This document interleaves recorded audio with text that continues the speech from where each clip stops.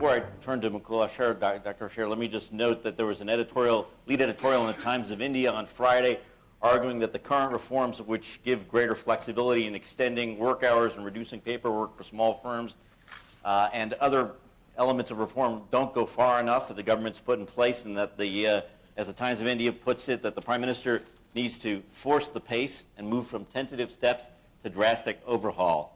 Do you think that that's fair, and what's your view of the situation? Manish has covered a lot of the material. We have been communicating for many years on these issues. What I would do is to take a bit broader academic view in terms of the context. Let's start in terms of the word labor is the title, but that is too narrow. What we need to do is to first look at what protects the workers and what creates jobs. It's the two separate type of thing that we need to link together. Now, traditional approach, as Anish has indicated, been that we have very stringent labor laws, but at the same time, we have very lax enforcement. And we allow certain loopholes or exemptions that are built into the very strict labor laws so that the adverse effects of the labor laws are somewhat mitigated. Now, one of that was the contract workers, which is where some of the reforms are being done, but that has become dysfunctional when contract workers are useful when they are a relative exception rather than becoming a rule as they have. Another loophole has been that if a union agrees, you can restructure your workforce. So Tata Steel restructured their workforce by about 30,000 workers. They reduced it, and they were able to do that under the existing laws. So the issue is that this kind of cost, compliance cost, the other cost that you have to incur, and the uncertainty you have to do under existing laws, that has created, that has led to a situation where job creation or livelihood creation has become more difficult. So those loopholes, instead of having very strict labor laws, what we need to do is to have somewhat more reasonable labor laws and tie them in with what Nitin mentioned about protection of workers. Now, what was not done was that we have Ministry of Labor that regulates the Employee Provident Fund, which is for the private sector employees. They have about 50 million members. But EPFO is a very dysfunctional organization, and with 45 board members, the governance structure is obsolete. People on them, everybody is appointed by Minister of Labor. Nobody is independent, and I've addressed the board and so on. I've interacted very much with them, and they are basically dysfunctional. So we never paid any attention to reforming the Social Security institutions that will give greater protection to the workers. Instead of, we thought of it as welfare rather than professionalism. So the thrust of, I agree with Manish's comments that we need to now think of these issues in a professional orientation manner rather than as sort of a welfare that is done. Very few countries, Ministry of Labor attracts high-powered, competent, rising stars. Right? I mean, in US, how many ministers in the labor that we can really remember, secretaries of labor that we can remember. So the idea is that we need to look at the way we do planning for a particular objective.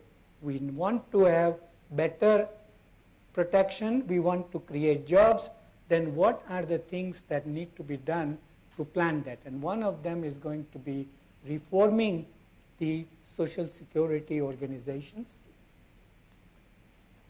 related laws. For example, the workmen compensation law. I did a study for the World Bank a few years ago, looking at the workmen compensation laws in Asia, including India.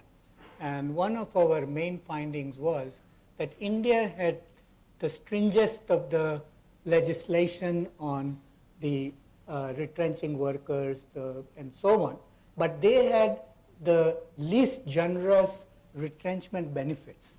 So the workers' compensation that was given out 15 days and so on when the workers were retrenched. So that actually what it meant was that you are not getting the benefit on either side. And that and the way the labor organizations were not protected, it had on one hand it gave benefit to the labor market flexibility. For example, EPFO and the labor laws, what we call informal, formal, is really related to where the labor laws apply. So the labor laws apply to 20 employees or more. And that means that less than 20 employees, there is no labor law provision, and therefore the firms couldn't really grow. And some of the reforms that are suggested are going to expand that, going to make exemptions, and so on. And there are a lot of relatively small things that in the total ecology of that affects labor that needs to be reformed at the same time that we think about the major labor acts as such. What creates livelihoods? The Prime Minister has talked about cooperative federalism. So one of the things where the approach that he is likely to take is to allow the states much greater initiative, much greater flexibility, because labor is on a concurrent list. And there are some cracks within that concurrent list as well. But if the states can do that, and if the union government backs them up. So Rajasthan's labor laws, for example, Haryana has now said, which is a different party-ruled state, has said that they want to do what Rajasthan has done. And UP and Madhya Pradesh. And UP and Madhya Pradesh are also beginning. So what we are going to see is that the cooperative federalism, with allowing the states somewhat greater leeway into this area, will approach, not quite, but will be in the direction of the experimental approach that China has been doing on different provinces, creating certain models, see whether it works, whether it doesn't work, allow different provinces, the way Shenzhen and so grew with different labor laws and so on. So I see that as a way forward, besides what I talked yesterday about what are the growth drivers, because employment elasticity of GDP has been very low, and it has been declining over time. Now this is in the context where the 2060 OECD study that I had cited, that the growth will be lower throughout the world. Multi-factor productivity is likely to slow.